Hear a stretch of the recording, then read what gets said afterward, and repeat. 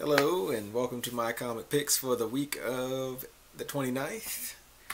Got 4 again this week. I think I had 4 last week. Might be a couple more next week if I stick with Convergence, but we'll see.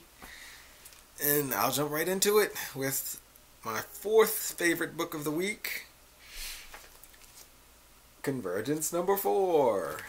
This definitely is the best issue of the series so far. You get a detailed explanation as to what Telos's plan is. I didn't know before this issue that the victor of this Convergence event, the city that survived the battles, would end up inhabiting Telos. Not the man, but the planet. but yeah, he goes into that. And I mean, there's more fighting in this issue. You get under the city beneath Telos, where Deimos, was trying to get to. I don't even know what's going on with that. Deimos again turns out to be not so good as everyone thought. But yeah, of course, he's just some guy you found battered on the ground and decided to help without any question or explanation. Whatever. He has ulterior motives. He wants to rule the planet. There's some weird exchange between Telos and Dick Grayson up front, where Telos heals Dick Grayson's back and says, I understand, your struggle or whatever, and it would be cool if you were on my side, and I'm rooting for you and all this stuff or whatever. I was like, wow, why do you care about Dick Grayson so much? I don't know. They tried to make it seem like he related to him, but I didn't get that. But yeah, I was gonna say, this is the best issue of the series so far, but it's not great. It's my least favorite book of the week. I didn't hate it, but I'd say it's picking up a little steam. It's hitting somewhere, where I'm not exactly sure. I mean, whatever. Deimos is just gonna be tossed aside. I'm sure it's eventually gonna come down to Telos and the Earth 2 heroes going head to head, I would guess, in order to end the Convergence. But so many cities have been destroyed already. How's that gonna be? I don't know. How's that? I don't know. Yeah, I don't. The whole event just confuses me. I don't know why I picked it up, but whatever. Number 3, Princess Leia. And this one I didn't like at first, but as it went on, I started to relate it to an after school cartoon back when I was in middle school and high school, when I used to watch Gargoyles and I don't know what came on that school, Batman animated series. But it's not not as good as those. But it just reminded me of there's more like Gargoyles, more like maybe Avatar: The Last Airbender, where there's a through line, but each issue has its own specific event, own specific goal. It's not just a continuing story. You couldn't read it. You can read it 1 through 5 back to back and get a complete story, but it's going to be 5 separate chapters. And this chapter, Leia and her companion who hates her find an alcove, that's not the right word, an enclave maybe, of surviving Alderaanians. I don't know what they're called, but yeah, people who survived, the remaining survivors of Alderaan, off on their own, and since Leia's trying to save them, that's the whole point of this book. Leia's trying to save all of those people because now the Empire's trying to wipe them out, which I'm not sure why. Some good stuff, and I mean, if you like, kids cartoons, I'm gonna start referring to this as the continuing adventures of Princess Leia, because that's what it should have been called. And yeah, that should have been like a little animated series. That would have been cool. But yeah, pick that up. You like Leia, you like Star Wars. There's Star Wars references into it and Star Wars nods, and you get this, you get the sense that it's in that world. But it's not anything special. And yeah, Mark Waid's writing that. They got top-notch talent to write these Star Wars books. Mark Waid on Leia. I'm not sure who's writing Darth Vader off the top of my head, but Jason Aaron on what's Jason Aaron's on the regular Star Wars title. Charles Soule's going to be on the Landau Calrissian title coming out over the summer. Yeah, I don't know the guy who's writing Kanan. I never heard him before. But yeah, interesting. I mean, they got really big name talent, and in my opinion, not using them to the best of their ability. But they're writing good stories, so that's that. Number two, my number two favorite book of the week, Moon Knight. And Moon Knight is the only series I collect.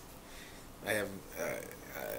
I would have dropped this series on Brian Wood's run because that just turned me off. But I'm determined to get all of Moon Knight, so I'm gonna keep reading this. And this was a decent one. I was glad when Cullen Bunn took over, they went back to one and done issues. The last issue was pretty cool with the ghosts. Moon Knight was coming to the aid of ghosts who were being hunted by guys who sold them for weapons and energy or whatever. That was cool. And then this issue, as you can tell by the cover, has a pack of dogs who have been trained to attack the rich, the wealthy. I don't know. This one I didn't like that much. But it was just a very inconsistent issue. There's a talk up front of werewolves. I don't know what makes them think it's werewolves when they're just dogs in the story. And then, you know, they're trying to figure out what's happening, how these dogs are, where these dogs are coming from, why they're attacking, who they're attacking, and then they cut to after, which I like. Moon Knight's still talking to Detective Flint, who I believe originated in the original Volume 1. I think he's a character in Volume 1 of Moon Knight. But yeah, then they cut to a dog attack in some fancy schmancy restaurant, and somehow Moon Knight knows that it's going to be that they're attacking that, and he shows up and puts the tracking device on one of the dogs and tracks them back to, you know, their owner, trainer, or whatever, and puts a stop to it, pretty much. And that's the whole issue. It felt a little rushed. I went and I counted the pages after I finished it. It's just 20 pages of story. It needed a couple more pages just to flesh out how he, in like Moon Knight's detective work, because I don't understand how he, it wasn't explained that well. I don't understand how he found the dogs. I don't know. I don't understand how the dogs got to the restaurant. Like, because he tracked the dogs back to I guess their kennel, to where their master keeps them. But they were trained. They're so trained that they know to go to this restaurant somewhere in Manhattan, and then go back. Whatever. It was just weird. It could have been better. I liked the concept, and I liked it better than, you know, the other two books I read, but they weren't great books. But we'll move into a book I actually did like, and this is the first issue of this book I've read since sometime in 2014. I stopped reading comics for a little while, and when I started again, I picked up a bunch of back issues, but I just didn't pick up the back issues for this title. But after the last issue, I was like, well, I'm going to stop reading that again, because I want to know what happens to Donatello. Teenage Mutant Ninja Turtles, and this was awesome again. Yeah, I don't know why I didn't pick up the back issues. And it starts with Donatello in, like, I guess the spirit world, talking to his mother with a different art style than the rest of the book, which is pretty cool. And then, yeah, they just go on throughout this issue. Casey Jones is beating up the Purple Dragons. Rocksteady and Bebop are doing their Rocksteady and Bebop thing. Fugitoid is trying to save Donatello. It looks like they beat the Krang. I don't know, because Krang isn't just one person in this. It's like a whole race of people called Krang. And yeah, and then it ends.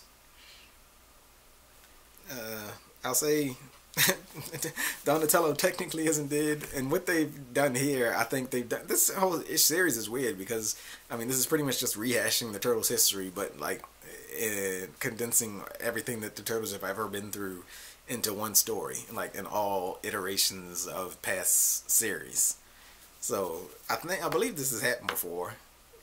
What happened with Donatello in this one, but whatever. And I heard that this one was in there with number 50. This is number 45. But I've also heard that it's not. So, but yeah, I'm gonna read at least to 50, and I'll track down the back issues eventually. This weekend is a free comic book day, and my store's having 50% off back issues. So that's a good time to start. But that's my countdown. And free comic book day, Saturday, May 2nd. What are you guys looking forward to free comic book day? I think there's a Fight Club comic coming out. I want to get the Secret Wars little opening salvo. But is Secret Wars starting next week? I didn't think that was starting until June. I'm not prepared for that. I thought it was going to be, I didn't think it was coming out until Convergence was over. And that would have suited me just fine. I don't want to read them to the big two events at the same time. And I was also planning on reading Archie's World. I forgot that crossover. That Sega/Capcom crossover, which is a follow up to the Worlds Collide crossover of a couple years ago, which I really liked, and I wanted to read that. So then I'll be reading 3 events. Ugh. I don't know. But Zero comes out next week. Alice Scott. That's like I can always rely on that book for a good time. And whatever. I'm excited about Free Comic Book Day. Mark Waid, J.G. Jones, and I forget the other guy, but he's a lesser known artist, creator.